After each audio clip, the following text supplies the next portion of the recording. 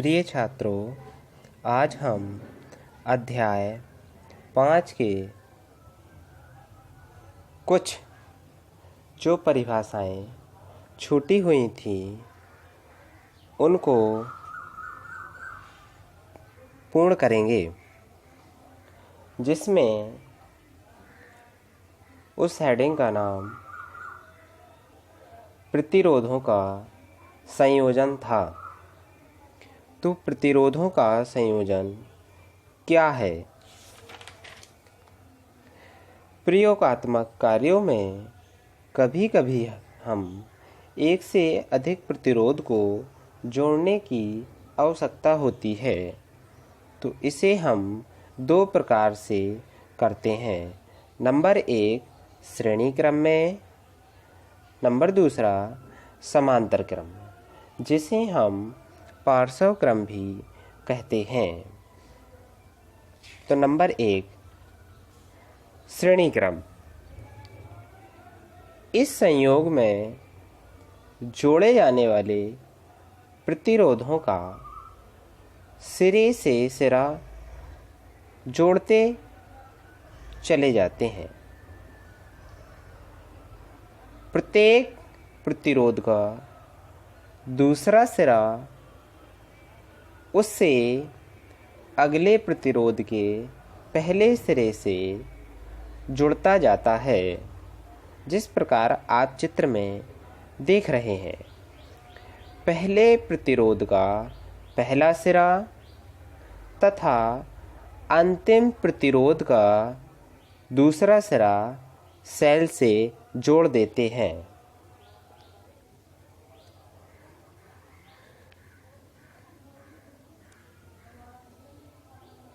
तत्पश्चात हम कह सकते हैं कि इस संयोग में सभी प्रतिरोधों में एक ही वैद्युत धारा बहती है, परंतु उनके सिरों के बीच विभवांतर उनके प्रतिरोधों के अनुसार अलग अलग होते हैं।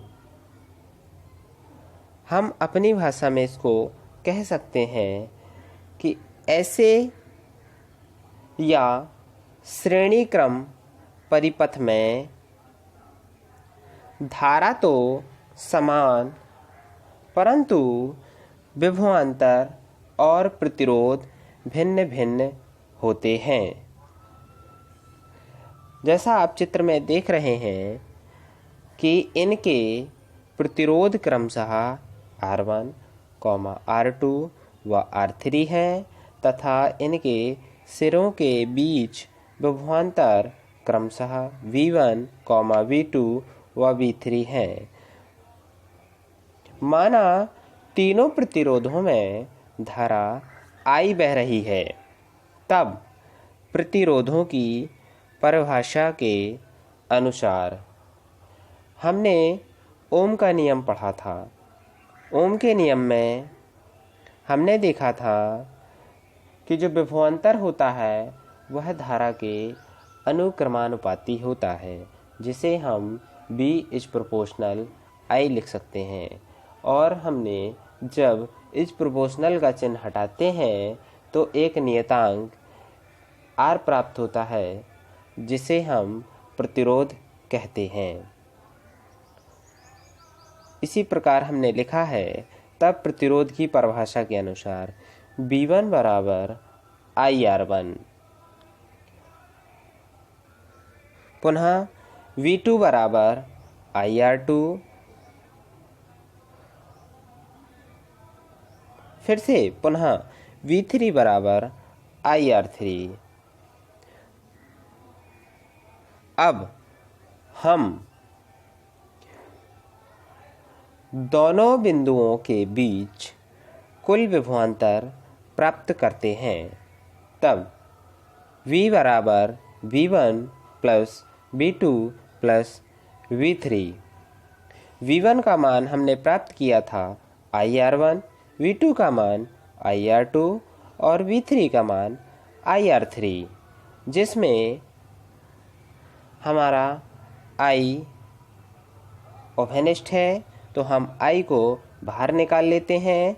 I कोष्टक में R1 plus R2 plus R3, इसको हम समीकरण नंबर 1 मान लेते हैं।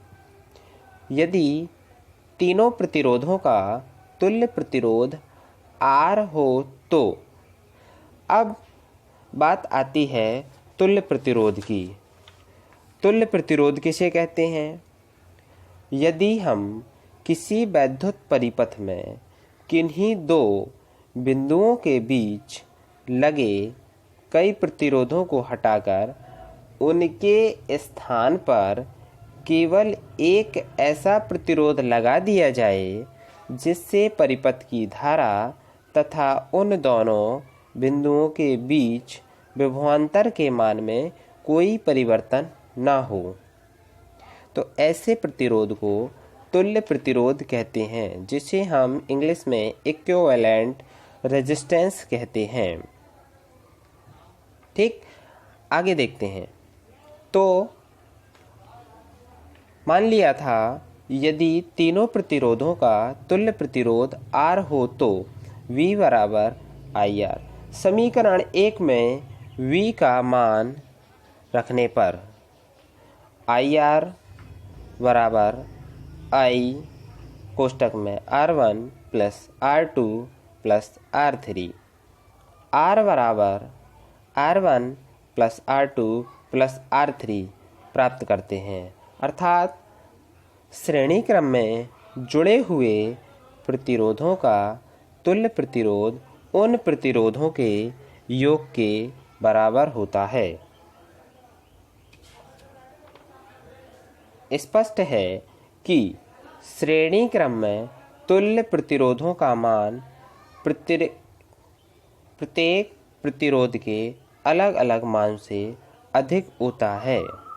यदि हमको अधिक प्रतिरोध प्राप्त करना है तो हम श्रेणी क्रम का प्रयोग करते हैं।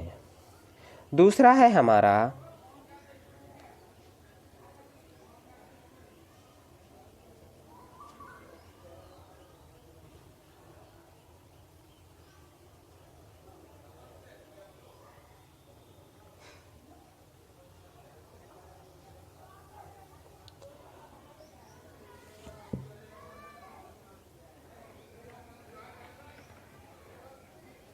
समांतर क्रम या पार्श्व क्रम।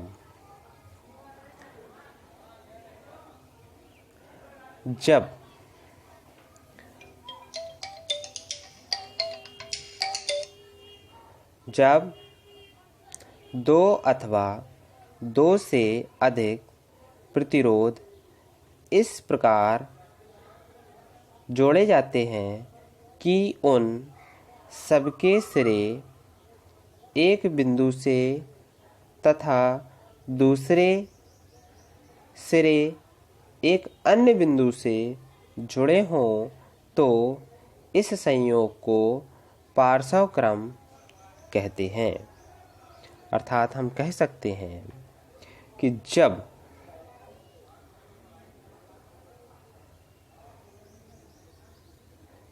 इनमें सभी प्रतिरोधों के सिरों के बीच एक ही विभवांतर लगता है, परंतु उसमें धारा भिन्न भिन्न होती है।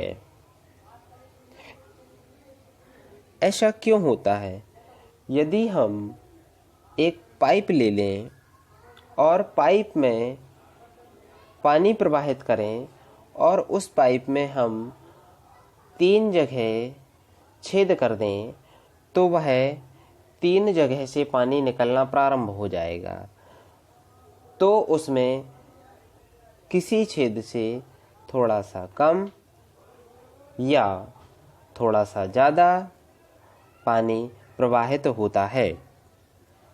इसी प्रकार हम कह सकते हैं कि इसमें वोल्टेज तो एक ही रहेगा, परंतु धाराएं अलग अलग हो जाएंगी। क्योंकि स्पष्ट है कि I बराबर I1 plus I2 plus I3। समीकरण नंबर 1। ओम के नियम से हमने एक सूत्र प्राप्त किया था B बराबर IR। इसे हम I बराबर B/R लिख सकते हैं।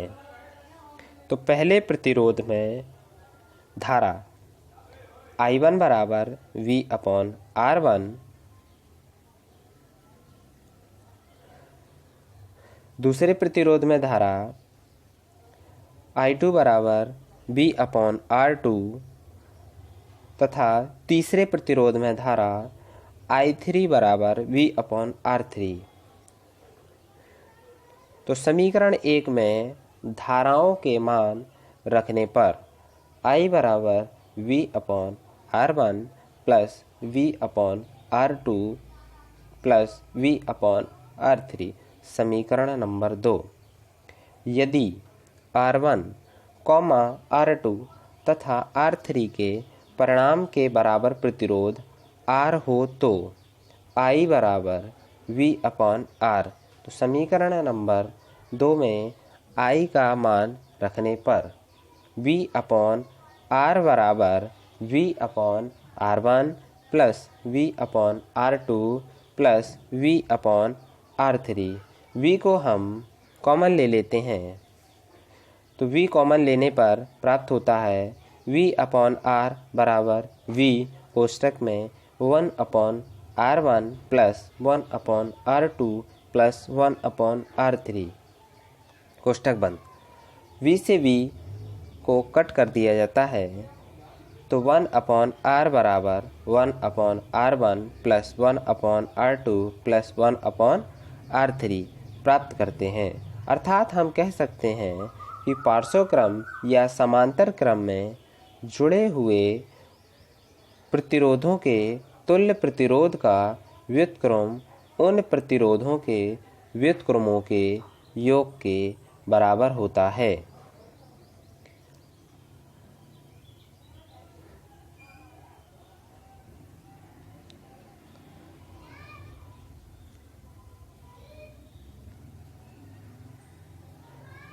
यहाँ पर आपका लेसन समाप्त होता है। अगला लेसन अगले वीडियो में प्राप्त होगा।